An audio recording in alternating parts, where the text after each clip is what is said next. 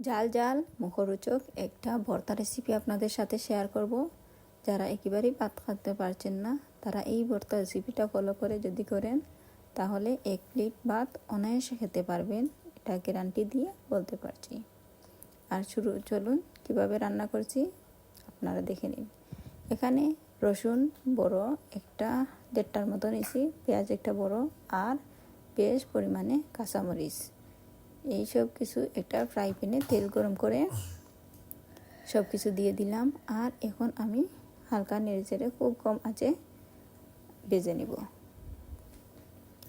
আর আমি একটা ভুল করছি, আস্ত কাঁচামরিচগুলো দিয়ে দিছি। এখন তেলটা যখন গরম হয়ে গেছে সবগুলো ফুটে ফুটে যাচ্ছে, তাই এখন কাঁচি দিয়ে কেটে দিচ্ছি। আপনারা অবশ্যই চেষ্টা করবেন মরিচের মাথা আগা মাথা কেটে দিতে, বা এভাবে 2-3 টুকরা করে দিবেন, ফাটিয়ে দিবেন। আর এভাবে নেড়ে চেড়ে বেশ কিছুক্ষণ ভাজার পর এখন তেলটা আমি বেশি পরিমাণে দিয়ে দিছি, তাই একটু জড়িয়ে নিলাম তেলটা। আর এখন একটা গাইলে সব কিছু নিয়ে নিচ্ছি। আপনারা হয়তো হামানদিস্তাও বলতে পারেন, আমাদের অঞ্চলে এটাকে গাইল বলে। আর এখন 1 চামচ পরিমাণ লবণ দিয়ে দিচ্ছি। দেওয়ার পর সব কিছু আমি গুটে নিচ্ছি খুব ভালোভাবে।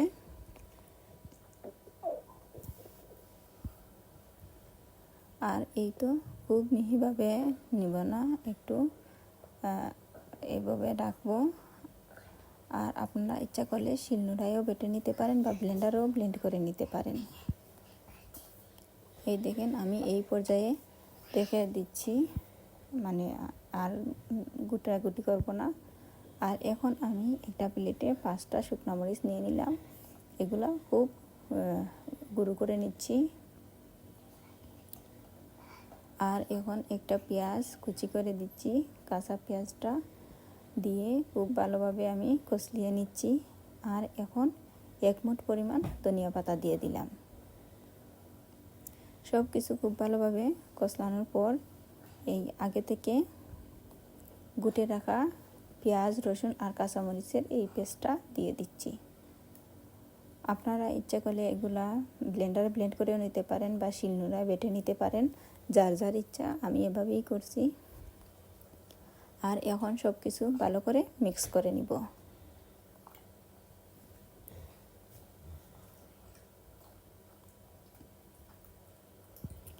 আর এই পর্যায়ে আমি কিছুটা পরিমাণ সরিষার তেল ব্যবহার করব, এতে খাওয়ার স্বাদটাও বেড়ে যাবে আর ফ্লেভারটা কিন্তু দারুণ আসবে।